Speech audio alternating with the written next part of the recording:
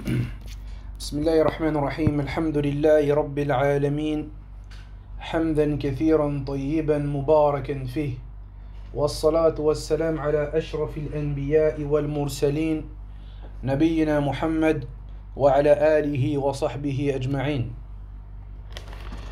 Donc aujourd'hui, bi'idhnillahi azza wa jal, on entame notre deuxième lecture concernant la poésie de Abu Ishaq al-Albiri rahimahullah.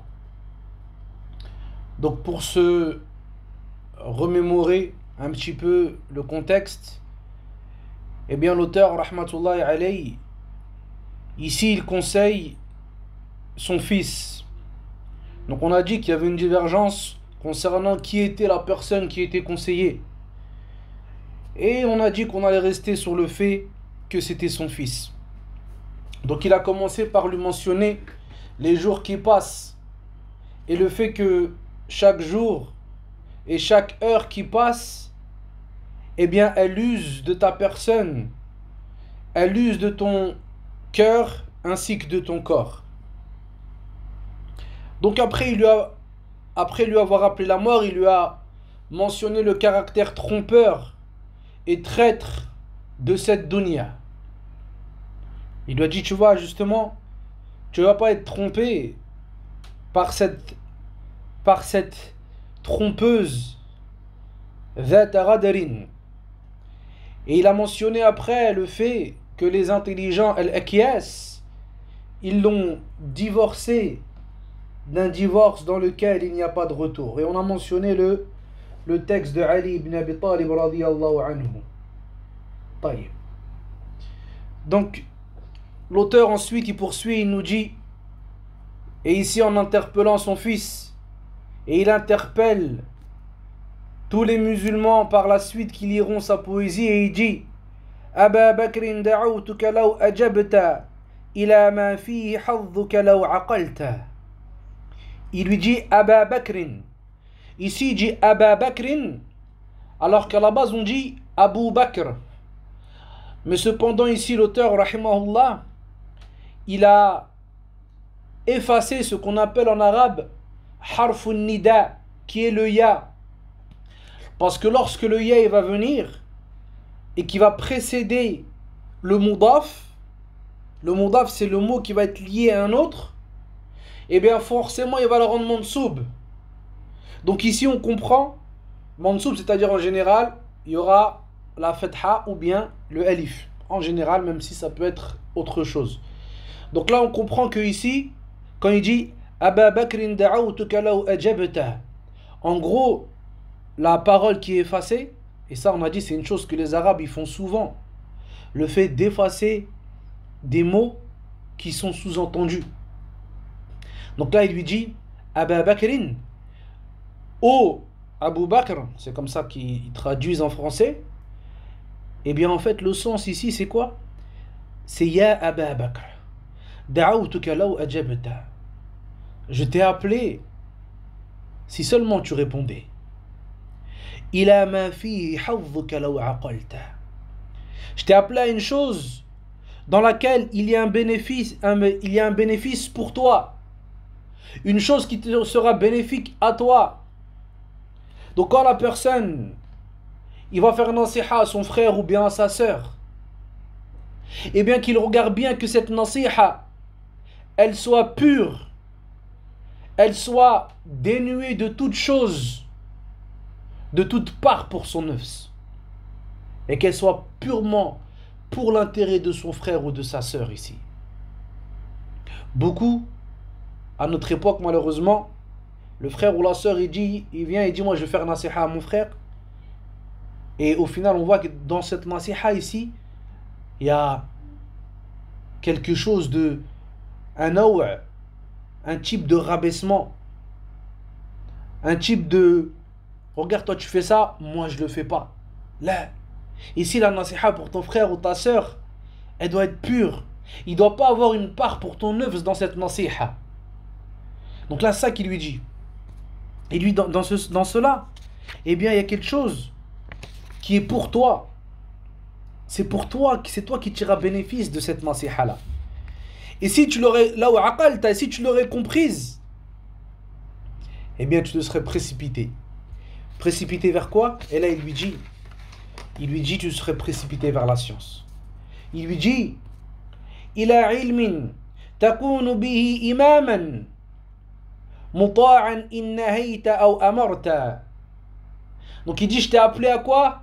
Je t'ai appelé à une science par laquelle tu seras un imam. Obéis, yani on t'obéira lorsque tu interdiras et lorsque tu ordonneras. Donc ça c'est parmi, là il lui donne envie, et il lui dit réveille-toi, regarde, ici les bénéfices et les profits que la personne tire de la science ici. Bien sûr, quand on parle de la science tout au long de cette poésie, qu'on se le dise clairement, on parle de la science religieuse. On parle de la science que la personne a héritée du prophète alayhi salatu wassalam, celle qui est puisée dans le Coran et la Sunna, qui nous montre le chemin pour nous rapprocher d'Allah Azza wa Jal. Amma les sciences mondaines, alors là, ça ne concerne pas notre discours. Et c'est quelque chose qui a des années-lumière de la science religieuse. La muqarana bayna hadha wa dhak. Il n'y a aucune comparaison entre ceci et cela. Donc il lui dit, je t'appelle à une science par laquelle tu seras un imam. Taïb, est-ce que Abu Ishaq, rahimahullah, il dit à la personne Abu Bakr, et comme intention, et comme but, par ton apprentissage de la science, d'être un imam qui sera obéi lorsqu'il ordonnera et qu'on écoutera lorsqu'il interdira. Là, ici c'est pas ça qu'il lui dit, mais simplement qu'est-ce qu'il fait? Il lui mentionne et il va lui mentionner les bénéfices qui vont venir sans que tu les demandes. Qui vont venir de quoi? Qui vont venir de l'apprentissage de la science. Sans que toi tu la demandes.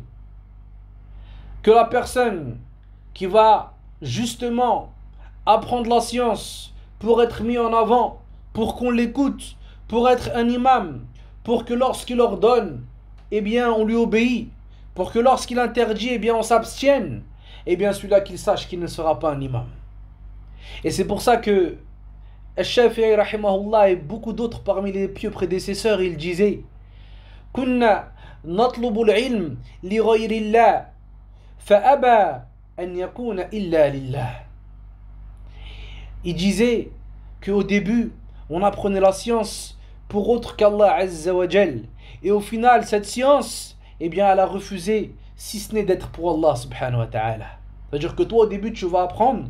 Et subhanallah, ça hatta, certains shuyukh, ils nous l'ont dit, Sheikh Shuway'i hafidhahullah, il nous disait qu'au début, surtout quand tu es jeune, sache que dans ton apprentissage de la science, eh bien, ton œuvre, il va demander quelque chose, il va demander une part. Mais petit à petit, avec les efforts, avec la lutte quotidienne, eh bien, Inch'Allah, cette chose-là va disparaître. Et c'est pour ça qu'il disait justement, au début, on l'apprenait pour autre qu'Allah Azza wa Jal, on l'apprenait pour nous. Et cette science, elle a refusé, si ce n'est d'être pour Allah Azza wa Jal, yani qu'elle soit que pour Allah subhanahu wa ta'ala. Donc, cette science-là va te tirer vers le haut. Elle va faire que tu sois un imam respecté. Lorsque tu vas dire aux gens c'est interdit, ils vont s'abstenir, et quand tu vas leur ordonner, eh bien ils vont œuvrer. Donc ici la personne, elle doit comprendre ici de la parole de l'auteur que ça c'est les fruits qui vont découler, mais c'est pas ce que toi tu dois chercher. Justement, quand l'imam Ahmed rahimahullah un jour il a dit لا أعرف أفضل من العلم إن كانت النية صالحة. Donc il disait rahimahullah, je ne connais pas meilleur que la science, la meilleure des choses que la personne elle puisse faire et par laquelle elle puisse occuper ses journées, eh bien c'est la science légiférée, la science du Coran et de la Sunna, la science qui te rapproche d'Allah Azza wa Jal. Il disait, rahimahullah, je ne connais pas mieux que cette dernière. Si l'intention est bonne. Et il lui dit, après un homme, il a entendu ça, il a dit, ya imam, ma hiya an-niyyatu as-salihah. Il dit, c'est quoi la bonne intention? Et là, l'imam Ahmad, il a dit, an tanwiya raf'a al-jahl an nafsik, thumma an ghayrik. Il lui dit que tu aies l'intention d'ôter l'ignorance de ta propre personne, puis après que tu aies l'intention d'ôter l'ignorance des autres. هذا هو العلم. هذا هو قصد طالب العلم. ويقصد التقرب إلى الله عز وجل بهذا العلم الشريف. Donc lui, il a comme but simple, clair, net et précis le fait de se rapprocher d'Allah Azza wa Jal à travers sa demande de science. Et je me rappelle un jour, il y avait un frère ici, Youssouf, qu'Allah Azza wa Jal le préserve, un frère, un Somalien, qui était avec nous en Égypte. Et là maintenant il est à Riyad, en Arabie. Donc on lisait des moutons ensemble, on révisait ensemble chez eux, on allait chez eux, on révisait ensemble. Et un soir on marchait comme ça. Et moi je lui dis, Youssouf, je lui dis, tu comptes faire quoi après que les études soient terminées, etc. Tu comptes rentrer en Angleterre, parce que c'est un Somalien d'origine somalienne, mais qui résidait en Angleterre. Donc je lui dis, tu comptes rentrer en Angleterre, ou bien tu comptes rester en Égypte, ou bien qu'est-ce que tu comptes faire, ouvrir un markaz? Il m'a dit, Wallah Hakim, la seule chose que je veux faire, c'est être proche d'Allah Azza wa Jal. Il ne m'a pas dit une parole comme ça pour faire beau. Là, c'est pas ce qu'on pense les uns des autres. Et Wallah, ça m'a touché quand il a dit ça. Parce qu'en vrai, c'est ça le but. Moi, j'ai fini le Coran, j'ai fini le markaz d'arabe, j'ai fini d'étudier les livres avec Cheikh, j'ai une tazkiya, j'ai une ijaza dans tel ulum. C'est quoi le but, akhi? Wallah, le but de tout ça, c'est d'être proche d'Allah Azza wa Jal et de faire des efforts. Donc il lui dit, tu seras un imam ici. Tu seras un imam, tu seras quelqu'un de respecté. Là, il appelle son fils, il dit, arrête de te laisser tenter par ce bas monde. Et dirige-toi vers ce qui te sera vraiment bénéfique. Et des choses qui te seront bénéfiques dans ce bas monde et dans l'au-delà. Parce qu'Allah Azza wa Jal, il élève par le ilm. Il nous dit, Jalla wa ala dans le Mujadila, Yarfa'illahu alladhina amanu minkum walladhina utul ilma darajat. Et Allah Azza wa Jal, il élève en degré ceux qui ont cru parmi vous, et plus particulièrement ceux qui ont reçu la science. Regarde comment Allah Azza wa Jal a spécifié les gens de science ici. Et ça, subhanallah, il rapporte que justement, lorsque le calife Harun al-Rashid, c'était justement à l'époque de l'imam Ahmed, sous l'ère des Abbasiyoun, eh bien, il avait ce qu'on appelle Mu'alim al-Sibyan. Mu'alim al-Sibyan, c'était celui qui venait à la maison justement et qui enseignait aux enfants le Coran, plus particulièrement, et aussi peut-être des fois d'autres sciences comme les du'a, les hadiths du prophète alayhi salatu wassalam. Donc lui, il y avait cet homme-là qui venait chez lui, Harun al-Rashid, qui était Amir al-Mu'minin. Et là, Harun al-Rashid, qu'est-ce qu'il faisait? Il avait pour habitude, des fois, de se cacher et regarder ce que ces deux enfants, Al-Ma'moum ou Al-Amin, qu'est-ce qu'ils faisaient justement avec leur cheikh. Et un jour, lorsqu'il les espionnait, entre guillemets, eh bien, il a vu que lorsque le dars était fini, eh bien, ces deux enfants, ils se sont fait la course et ils se sont disputés afin de ramener les sandales du cheikh. Jusqu'à ce qu'ils soient arrivés au fait de se mettre d'accord et de dire que chacun d'entre nous en prendra une.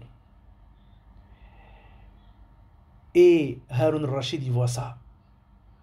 Et un jour, alors qu'il est dans une assise avec justement le cheikh de ces enfants-là, ces deux enfants, il lui dit, Man a'azun nas, qui est, entre guillemets, la personne la plus la Izza, j'ai toujours moi un problème avec le traduire. Parce que la Izza, dedans, il y a le côté de la puissance, il y a le côté de l'importance, et il y a aussi le côté précieux, rare. Donc, tu vas traduire ça, toi, avec un mot en français. Donc, A'azzun nas, yani, la personne, on peut dire la plus importante. Pas la plus précieuse, mais vraiment une personne qui a une importance. Il lui dit, c'est qui la personne la plus importante? Et là, le cheikh, le Amir al-Mu'minin, il lui dit ça. Et à l'époque, l'État musulman, c'était pas un ou deux pays. C'était quelque chose qui s'étalait de contrées très lointaines. Il lui dit Amir al-Mu'minin. Il dit c'est qui? C'est le prince des croyants. Et là, il lui dit non. Il lui dit non. La personne la plus noble, c'est celle dont les deux héritiers du pouvoir se disputent pour lui ramasser ses sandales. Regarde comment, ici, la science, elle élève. Et c'est pour ça que, quand Omar, radiyallahu anhu, il a mis comme gouverneur à Mecca un homme qu'on appelait Ibn Abza. Et là, les gens, ils se sont interrogés. C'est qui lui, Ibn Abza? Jusqu'à ce qu'ils sont partis voir Omar. Ils ont dit Amir al-Mu'minin, man hadha al-rajul alladhi ja'altahu amiran fi Mecca. Il l'a mis amiran, il l'a mis gouverneur, pas n'importe où, fi Mecca. Sachant que les Arabes, c'est ça, quand tu connais l'histoire des Arabes aussi, tu comprends la question et l'interrogation des gens. Les Arabes, c'était des gens qui avaient une asabiyya, qui avaient ce fait de respecter les cultures, respecter les clans, respecter les tribus. Et l'islam, il est venu et en 23 ans, le prophète, alayhi salatu wassalam, il a remis tout ça à sa place. Donc il lui dit, c'est qui lui, Ibn Abza? Il dit, Mawla min mawaliya. Il dit, c'est un affranchi parmi les affranchis. Ils ont dit, Amir al-Mu'minin, t'as mis un affranchi à la tête, un esclave affranchi à la tête de Mecca en tant que gouverneur. Et là, Omar lui répond, il lui dit, Inna hadha ar-rajul hafidhun li kitabillah, alimun bi shar'illah.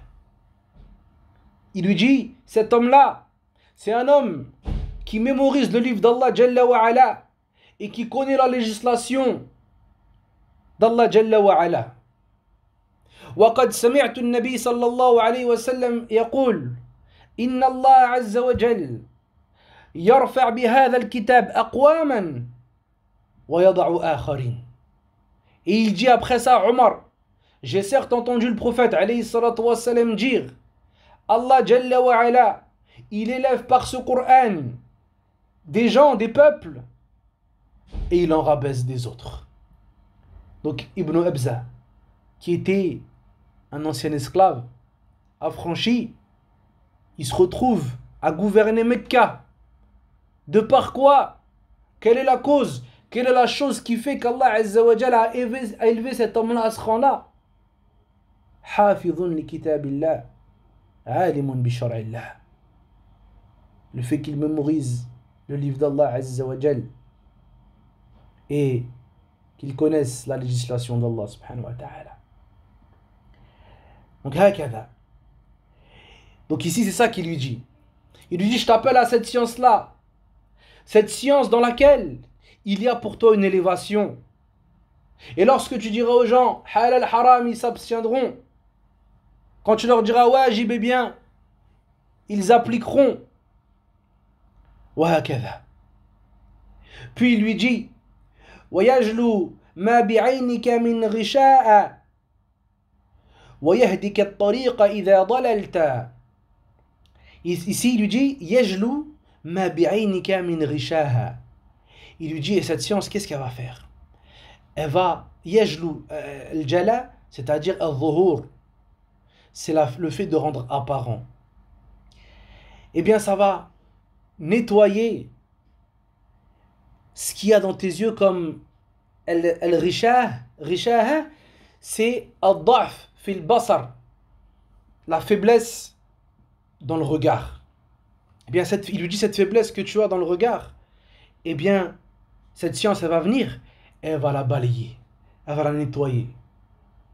Du fait que tu verras les choses clairement, que tu auras les yeux, tu verras avec une lumière venant d'Allah Azza wa Jal. Puis il lui dit, وَيَهْدِكَ الطَّرِيقَ إِذَا ضَلَلْتَ.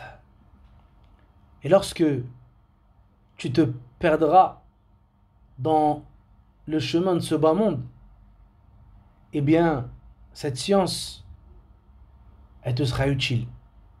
Et elle te guidera. Elle te guidera vers le droit chemin.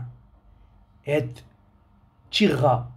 C'est pour ça que des fois, celui qui apprend le Coran, eh bien, il doit savoir ça un petit peu. C'est-à-dire que des fois, quand tu es dans ta vie de tous les jours, et que tu as des phases par lesquelles tu passes, eh bien, tu vas te rendre compte que certains versets, des fois, ils te tirent. Et ils t'aident justement à passer ces épreuves qui sont présentes autour de toi dans ta vie de tous les jours et qui sont comme des obstacles que tu dois surmonter. Eh bien, cette science, justement, elle t'aide. Et c'est ça la science. C'est celle qui te guide. C'est pour ça que l'imam Shafi'i, rahimahullah, il disait ليس العلم ما حفظ إنما العلم ما نفع. La science, ce n'est pas ce qui est mémorisé, mais la science, c'est ce qui est utile. C'est la chose qui t'aide. C'est la chose justement qui te guide. C'est pour ça qu'Ibn Mas'ud radiyallahu anhu il disait إنما العلم الخشية. La science, c'est la crainte. Celui qui craint Allah Azza wa Jal, alors lui, c'est un vrai savant. Puis l'auteur il nous dit rahimahullah وتحمل منه في ناديك تاجا ويكسوك الجمال إذا عريت. Donc il continue toujours avec cette science et il nous dit cette science, elle te fera porter une couronne dans tes assemblées. An-Nadi, c'est Majlis al-Qawm, l'endroit où les gens ils se réunissent.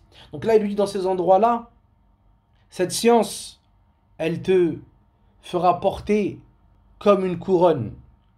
Une couronne qu'on ne t'enlève pas. Une couronne qu'on ne peut pas t'enlever. Car c'est une couronne qui porte sa base dans ton cœur et dans ta poitrine. وَيَكْسُوكَ الْجَمَالَ إِذَا عَرِيتَ. Il lui dit, lorsque tu seras nu, eh bien cette science, elle t'habillera de la beauté. Et regarde ici l'auteur, rahimahullah, il n'a pas dit yani, وَيَكْسُوكَ جَمِيلًا. Il aurait pu dire ça. Elle t'habillera, cette science t'habillera d'un beau vêtement. Là, il lui dit, cette science, elle t'habillera de la beauté, yani de la beauté entière. C'est-à-dire que même si tu n'as pas beaucoup d'argent, même si tu n'as peut-être pas une famille connue et reconnue, même si tu n'as pas un rang élevé auprès des gens, tu n'as pas grand-chose, tu n'as rien, eh bien cette science-là, elle va venir telle une couronne, telle de beaux habits, et elle t'embellira. Ici, dans la transmission du poème, certains ils ont dit lorsque tu seras nu, elle t'habillera de la beauté. Et d'autres ils ont dit إِذَا اغْتَرَبْتَ. إِذَا اغْتَرَبْتَ, c'est un autre sens. C'est le sens de lorsque tu seras loin. Lorsque tu seras loin de chez toi, que les gens t'ignorent et ne te connaissent pas, eh bien, avec cette science, tu seras habillé de la beauté. C'est-à-dire que les gens, lorsqu'ils vont parler avec toi, et que tu vas échanger avec eux, et qu'ils vont voir que tu as justement cette science, cette chose énorme dans ta poitrine, eh bien à ce moment-là, ça sera encore plus beau que des beaux habits. Et c'est pour ça que l'imam al-Shanqiti, rahimahullah, vous savez, lui, à la base, il était en Mauritanie, et il est arrivé en Arabie Saoudite après cela, et il disait, rahimahullah, que al-ibra laysat bil malabis wa innama al-ibratu bima tahta al-malabis. Il disait, la moralité, ce n'est pas dans les vêtements, les parures, mais la moralité, c'est ce qu'il y a en dessous des parures. Et c'est ce qui se cache dans le cœur de la personne. ce qu'elle a comme science, comme bonne moralité et comme bonne vertu. Donc certains, ils ont dit quoi? Ils ont dit lorsqu'il sera loin, إذا اقتربت, cette science-là, pourquoi il a dit ça ici? Pourquoi il dit, lorsque tu seras loin de chez toi, eh bien cette science-là, elle t'habillera d'un beau vêtement. Pourquoi? Parce que fil gharib, ils disent que celui qui est loin de sa contrée, eh bien en général, il se fait tout petit chez les gens. C'est pour ça qu'ici, il y a un khilaf entre les fuqaha. Quand le prophète alayhi salatu wa salam, il dit al-bikr bil-bikr miyata jalda wa taghribu aman. Yani pour celui qui a fait la fornication et qui est vierge, yani qui n'a jamais consommé, alors 100 coups de fouet. Wa taghribu aman. Et on le taghrib, c'est-à-dire qu'on le met loin pendant 1 an. Abu Hanifa rahimahullah, il est venu dans ce hadith, il a dit attends. Taghrib ou aman, comment ça on le met loin 1 an? Hada, il a fait la fornication. Si on le prend et on le met ailleurs, eh bien on n'a fait que déplacer son mal. Donc lui il a dit en fait, taghrib ici, ce qui est voulu, c'est le fait de l'enfermer, le mettre au habs. Et là, Jumhur al-ulama, ils ont dit barakallahu fik ya Aba Hanifa, ya imam al-dunya. Lakin, laysa al-amru kama tadhun. Ils ont dit barakallahu fik. Jumhur al-ulama, ils ont dit non. Le hadith, on le prend comme il est. Pourquoi? Parce que, ici, celui qui est chez lui et qui fait le fdiha, comme on dit, qui ne laisse pas un mal sans qu'il ne l'accomplisse, et ils ont dit celui-là, quand tu le prends et tu l'emmènes loin de chez lui, eh bien tu verras que ça se trouve tu le reconnaîtras même pas. Donc c'est pour ça que Nabi alayhi salatu wa sallam, il nous dit taghrib ou aman, parce que celui-là, lorsque tu vas le prendre et tu vas le mettre loin de chez lui, eh bien tu verras que son comportement, il va changer violemment.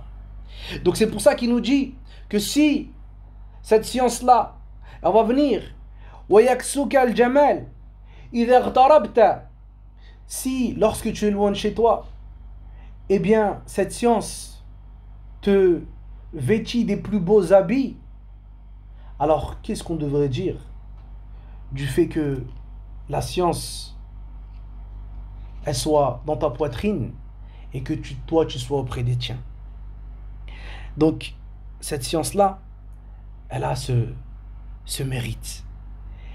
Et c'est pour ça que la personne, il se doit d'apprendre et de mémoriser, comme on va le voir par la suite. Parce que l'ilm, c'est ce qu'il y a dans ta poitrine. Et c'est ce qui rentre avec toi dans la salle de bain. Et c'est ce qui te suit. Et c'est la chose qui ne te sépare pas jusqu'à ce que tu rentres dans ta tombe. Et c'est pour ça que l'A'mash, rahimahullah, il disait Laoula ta'allum hadihi, ou certains justement ils disaient, Abu Zur'a Kaman, il disait que si je revenais à ma mektaba, à ma bibliothèque, que j'ai laissée il y a plus de 50 ans, ça fait 50 ans que je n'ai pas révisé un seul de mes livres que j'ai écrit dans cette bibliothèque, mais je sais qu'est-ce que j'ai écrit, dans quel livre, dans quelle page et dans quelle ligne. Et il nous dit que justement quand il passait au marché, eh bien il se bouchait les oreilles, rahimahullah, lorsqu'il entendait des chants et autres, de peur que cette chose-là rentre dans son cœur et qu'après il la mémorise. Donc ces gens-là, comme on va le voir par la suite, on va en reparler encore de leur mémorisation, et le fait que la science, c'est la mémorisation, c'est ce qui est avec toi dans ta poitrine, et c'est la chose qui ne te sépare pas, même quand tu te déplaces loin de chez toi. Donc ici, cette science-là va embellir la personne. Et l'A'mash disait, rahimahullah, لولا تعلم هذه الأحاديث لكنت كبعد بقال الكوفة. Il disait, si ça ne serait l'apprentissage de ces hadiths, alors j'aurais été comme certains épiciers de l'Koufa. Koufa qui est une ville en Irak. Ensuite l'auteur il nous dit, rahimahullah, toujours en parlant des mérites de la science, il nous dit ينالك نفعه ما دمت حيا ويبقى ذكره لك إن ذهبت. Donc c'est encore parmi les mérites exceptionnels de cette science. Il lui dit Ya bunay, utlub al-ilm, wanzur amamak, wanzur ila hadha al-fadl al-azim. Il lui dit le bénéfice de la science, il t'atteindra tant que tu seras vivant. Et sa mention, elle restera pour toi si tu pars. C'est-à-dire, on te mentionnera de par la science, même après ton départ, c'est-à-dire après ta mort. يعني ينالك نفعه ما دمت حيا. C'est-à-dire que comme il disait, les gens de science, bien que ce n'est pas le qasd de la personne comme on l'a dit au début, c'est pas son qasd, mais c'est tous les fruits qui vont venir justement accompagner et qu'Allah Azza wa Jalla va donner à la personne et aux gens de science dans ce bas monde, tous ces fruits bénéfiques qu'on va leur donner avant la récompense énorme dans l'au-delà auprès d'Allah Azza wa Jalla. Il dit donc tu auras ce bienfait d'abord dans ce bas monde. Et c'est pour ça que Ali radiyallahu anhu il disait Al-ilm khayrun min al-mal. La science c'est meilleur que les biens. Al-ilm yahrusuk wal-mal anta tahrusuh. Il disait la science elle te protège, tandis que les biens et l'argent c'est toi qui les protèges. Al-ilm yazku bil-amal wal-mal tanqusuhu an-nafaqa. Il disait la science, eh bien tu en auras plus avec les actions, tandis que l'argent, eh bien il diminue lorsque tu en dépenses. Hada huwa fadlul ilm. Plus tu vas œuvrer, plus tu vas en donner, plus Allah Azza wa Jalla va t'en donner. ويبقى ذكره لك إن ذهبت. Il y aura toujours cette mention de la science pour toi lorsque tu partiras. Ici, ذكره, d'autres ils ont dit dans le dabt de la poésie, ذخره. الذخر, les arabes disent الذخر, c'est الشيء الذي أخبأته لموضع معين. C'est la chose que tu as cachée pour un moment ou un endroit précis. C'est quoi ça? Les ulama ils nous disent que c'est la chose, c'est l'action que toi tu as préparée pour Allah Azza wa Jal qui évolue ici. Eh bien, cette action-là et toutes ces choses-là que tu as avancées, toutes ces nuits que tu as passées à réviser, toutes ces matinées que tu as passées à réciter, eh bien le croyant véridique, il l'a fait avec une intention pure, comme on avait dit précédemment. Et bien bientôt, cette chose qu'il a préparée, pour le moment défini, et bien bientôt il la verra. C'est pour ça qu'ils disent que le prophète alayhi salatu wassalam, comme on rapporte, il dit que l'homme pieux dans sa tombe va venir à lui un homme et il lui dira Man anta. D'abord il lui dira ما هذا الوجه الذي أتيت به هذا الوجه الذي أتيت به لا يأتي إلا بخير. Donc l'homme il verra un homme avec un beau visage lumineux, resplendissant alors qu'il est dans sa tombe et il lui dira qui es-tu? Ce visage avec lequel tu viens ne peut être qu'un visage qui vient avec du bien, avec du khir. Et là l'homme il dira Ana amaluka as-salih, moi je suis tes bonnes actions. Comme tu as accompagné et perduré avec les bonnes actions dans ce bas monde, eh bien Allah Azza wa Jal il t'a rétribué de la manière identique en te laissant dans ta tombe avec un homme avec un bon aspect, des beaux vêtements et un beau visage. لأن الجزاء من جنس العمل, parce que la rétribution elle est de même nature que l'action. Donc ça c'est la chose que l'homme il a préparée. Aussi on peut dire aussi يبقى ذكره لك إن ذهبت, وهذا شاهد, le fait que les gens de science, ce qu'Allah Azza wa Jal a choisi, ce qu'Allah Azza wa Jal a élevé, al-ulama warathatul anbiya, Le prophète alayhi salatu wassalam, il nous dit, les savants sont les héritiers des prophètes. Ils ne leur ont pas laissé de dinars ou de dirhams. Walakin awrathahumul ilm. Ils leur ont laissé en héritage la science. Regarde ici, quand tu regardes un peu, subhanallah. Regarde cette force, cette nasiha, elle est forte, wallah. Parce que regarde ce qu'il lui dit ici. Et toi, tu vas partir demain. Mais ta mention en bien va rester. On va te mentionner de par la science. Regardez les frères, quand on parle d'Imam Ahmed, rahimahullah. Là, ça fait combien d'années? Ça fait plus de 1400, il y a presque 1200 ans qu'il est mort, rahimahullah. Et on cite son nom. Malik pareil, Shafi'i, Abu Hanifa, Al-Thawri, Al-Hassan al-Basri, Al-Bukhari, Muslim. Là, tu peux même mettre ta main à couper qu'à l'heure actuelle, il y a plus de 10 endroits minimum sur la terre où on doit être en train de mentionner ces gens-là et dire rahimahullah. Nous, peut-être demain, on va mourir. Voilà, peut-être nos proches de proches, au bout de 6 mois, ils vont plus faire dua pour nous. Regarde comment Allah Azza wa Jalla les a élevés. Ibn Taymiyyah, rahimahullah. Regarde quand tu vois la vie de cet homme. Sa mère, elle est morte alors qu'il était jeune. Il s'est jamais marié. Donc forcément, il n'a pas eu d'enfant. C'était quelqu'un qui vivait simplement. Il rentrait de prison, il sortait, il re-rentrait. Jusqu'à ce qu'il est mort en prison, rahimahullah. Et regarde comment on le mentionne.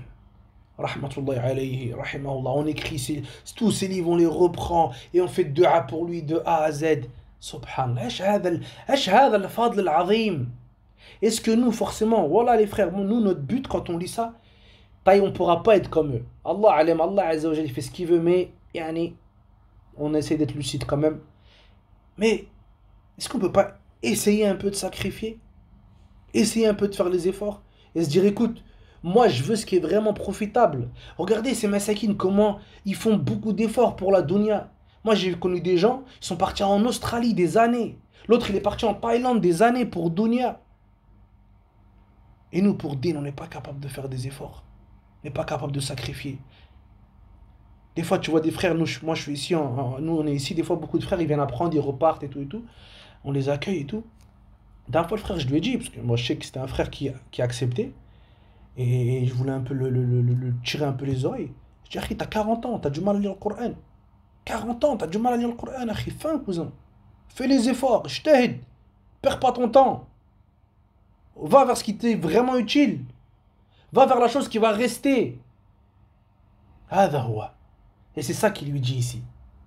Vous voyez, il a commencé par la nasiha en parlant de la mort, en parlant de la dunya. Et là, il lui dit, apprends cette science. Et regarde les fruits qui vont découler de cet apprentissage. Takunu bihi imaman muta'an. Donc ça, c'est les fruits de talib al-ilm. Ensuite, il continue et il nous dit هو العضب المهند ليس ينبو تصيب به مقاتل من أردت. Donc cette science, c'est quoi? Al-adb al-muhannad. Alors là, je vous dis, celui qui n'est pas vraiment dans les sciences de la langue arabe, il ne comprend pas cette phrase-là. Al-adb, c'est al-sayf, c'est l'épée. Lakin, c'est pas n'importe quelle épée. C'est l'épée, al-sayf al-qati'. C'est l'épée qui est tranchante. C'est l'épée qui ne fait pas de détails. Après, qu'est-ce qu'il nous dit? Al-muhannad. Il a rajouté. Al-muhannad, c'est-à-dire c'est l'épée qui vient d'Inde. Pourquoi? Parce qu'à cette époque-là, les épées de l'Inde, c'était des épées qui étaient prisées. Et c'était des épées qui étaient demandées et qui étaient connues pour leur caractère tranchant. Donc regarde, il lui dit quoi? Laysa yanbu. Laysa yanbu, yani la yad'uf. C'est l'épée qui ne faiblit pas. L'épée tranchante d'Inde qui n'ont que des épées tranchantes qui ne faiblit pas. Hada wal ilm. Hada wal ilm. Après, il dit quoi? Tusibu bihi maqatil man aradta.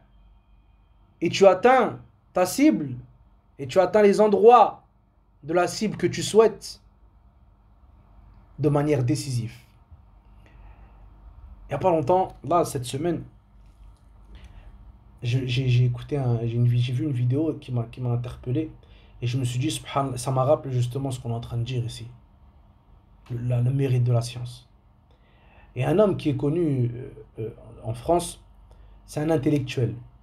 Donc c'est un intellectuel d'origine maghrébine qui est connu, qui a des suiveurs et tout et tout. Et vraiment, c'est un homme, quand il parle, yani, à la base, il n'est pas dans les choses religieuses. Mais quand il parle, voilà, il parle bien. Dans la géopolitique, c'est mashallah.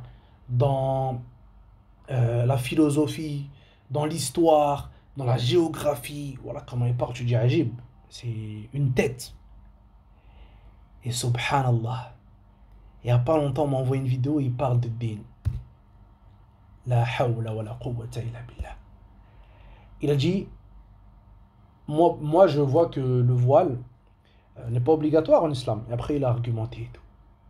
Et là j'ai dit, wallah, regarde le fadl, regarde le mérite de l'apprentissage religieux. Et regarde comment il n'y a aucune comparaison avec l'apprentissage mondain. Il est là quand il parle de géopolitique, quand il parle d'histoire, quand il parle de philosophie, tu peux pas l'arrêter. Il est rentré dans le discours religieux, ce qui est la chose la plus noble et la plus importante, car c'est la voie des prophètes, alayhimus salam, et c'est ce qui te ramène vers Allah Azza wa Jal, c'est ce qui te sauve du paradis, c'est ce qui te ramène au paradis et qui te sauve de l'enfer. Donc ça on doit le rappeler parce que les gens ils l'ont oublié, que c'est la chose la plus noble.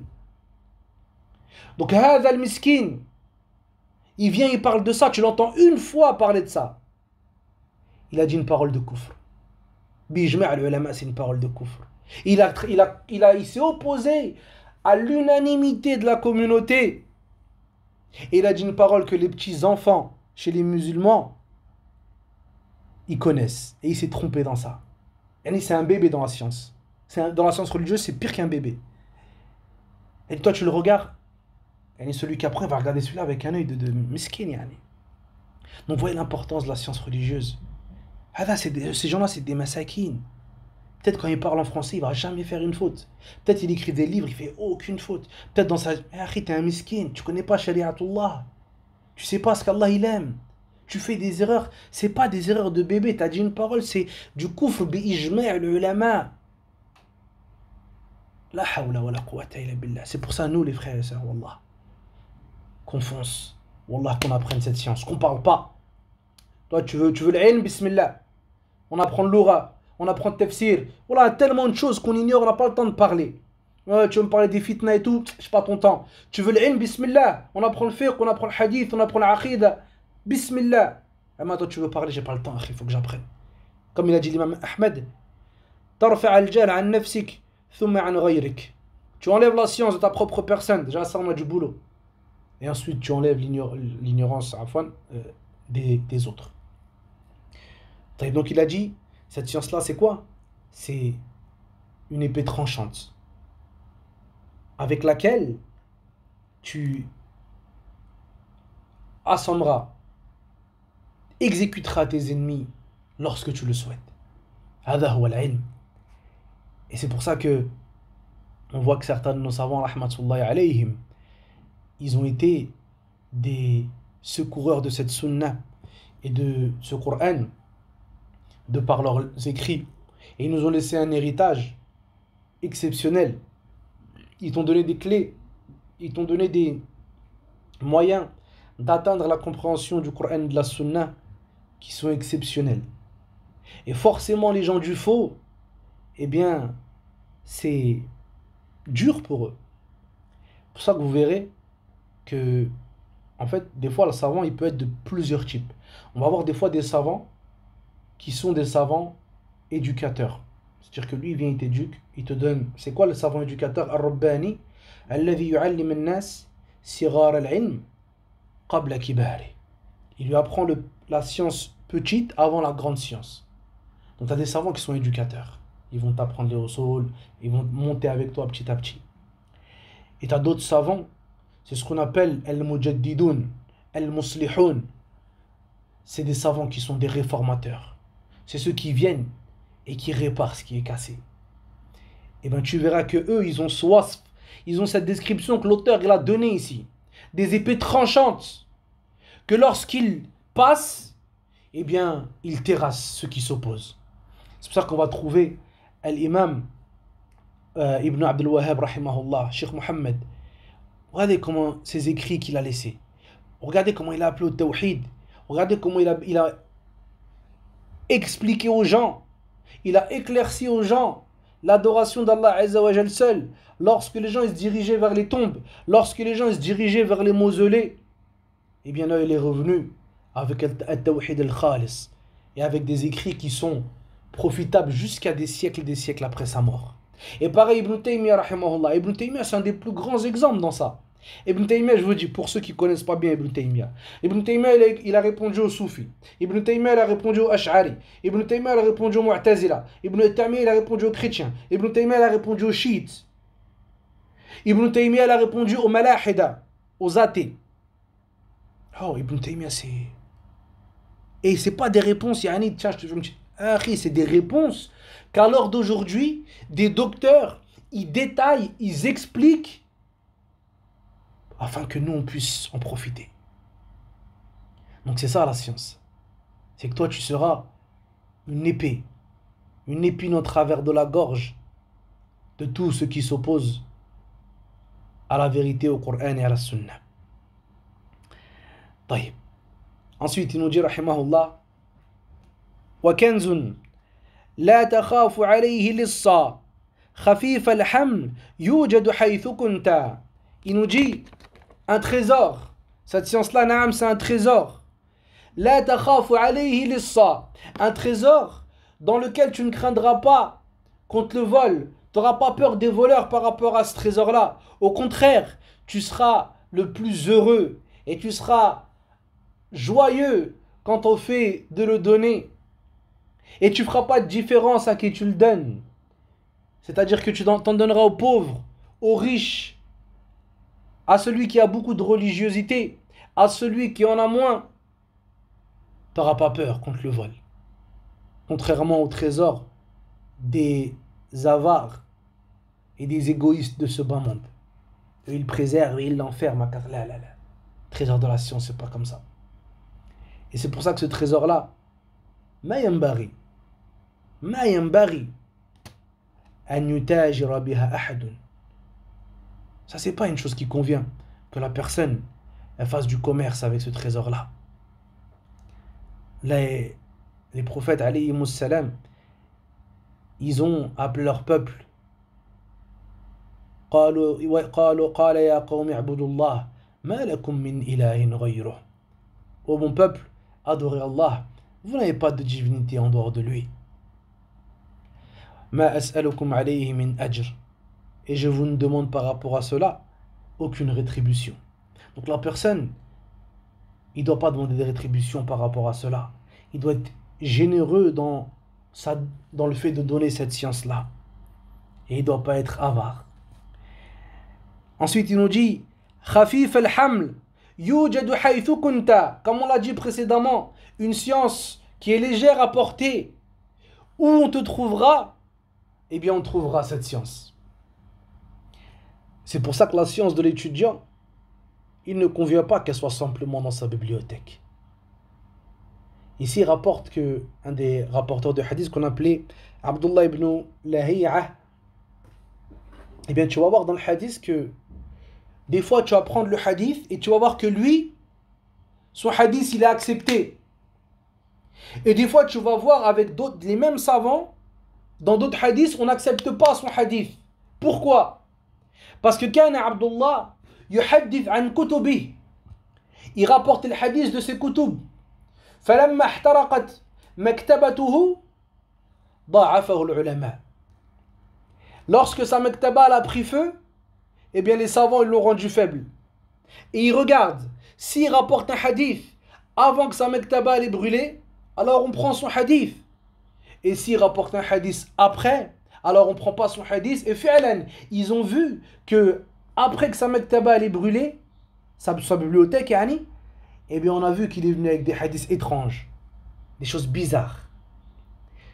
Donc, comme il disait, fa'hfadh fa inna kulla hafidhin imam.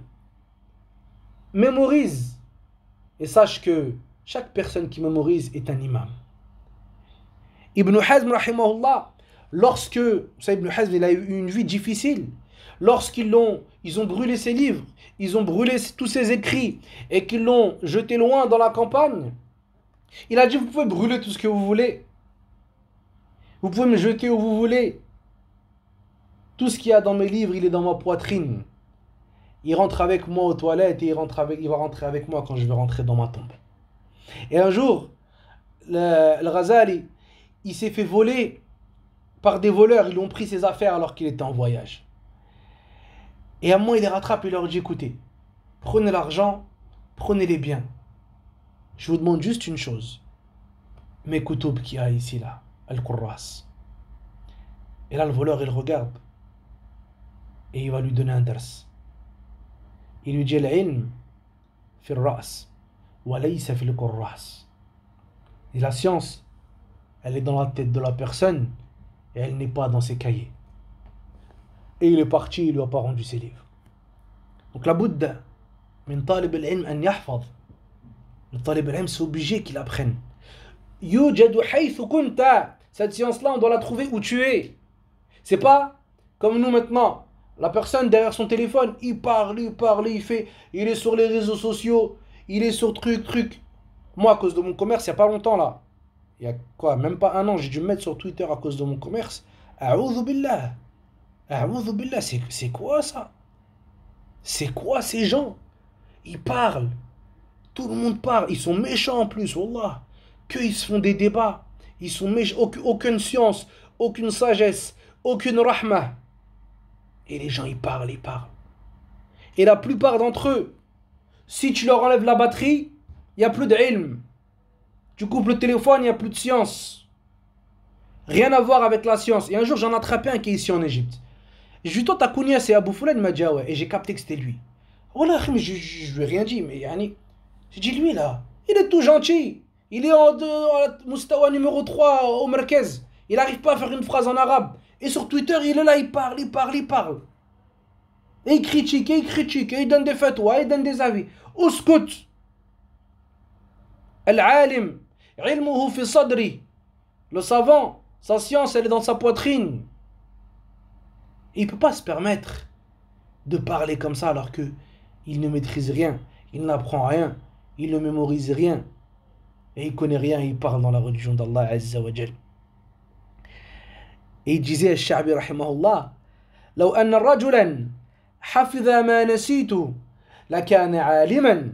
Il disait quoi, Sha'bi rahimahullah? Il disait, si un homme, il apprenait tout ce que j'ai oublié, alors ce serait devenu un grand savant. Et Abdurrahman ibn Mahdi, on rapporte de lui qu'un jour sur son élève, il a dicté plus de 20 000 hadiths dans une seule assise, de sa tête, sans faire de faute. Prends compte comment ils étaient nos salafs. 20 000 hadiths de sa tête. Donc, moi je dis qu'il faut faire la part des choses. Il y a talib al-ilm et il y a les gens de la masse. Si toi t'es pas un talib al-ilm, t'es pas dans... Ok, ne parle pas dans la religion d'Allah Azza wa Jal. أما أنت تدعي العلم وطلبه فلا بد أن تحفظ. Toi tu prétends la science, tu prétends la demande, alors il faut apprendre. Et tu vas voir le frère, les 40 hadiths de Nawawi, ils sont pas là. Juste tabarak, après ça, لا هذا ما ينبغي. عيب عظيم في طالب العلم. Ça c'est un grand défaut chez l'étudiant. Donc يوجد حيث كنت. C'est ça la science. Et la personne, quand on dit bien c'est un ammi ou bien c'est un talib al-ilm, attention, on n'a pas de fierté. Hein. Il n'y a aucune fierté au contraire à ne pas être un étudiant. Bien sûr, la personne, il ne dit pas moi je suis un étudiant. A'udhu billah. A'udhu billah. Mais, comme il disait le Ma'moun, an-nas qisman. Les gens, ils sont de deux types. Talibun lil-ilm wa qani'un bil-jahl.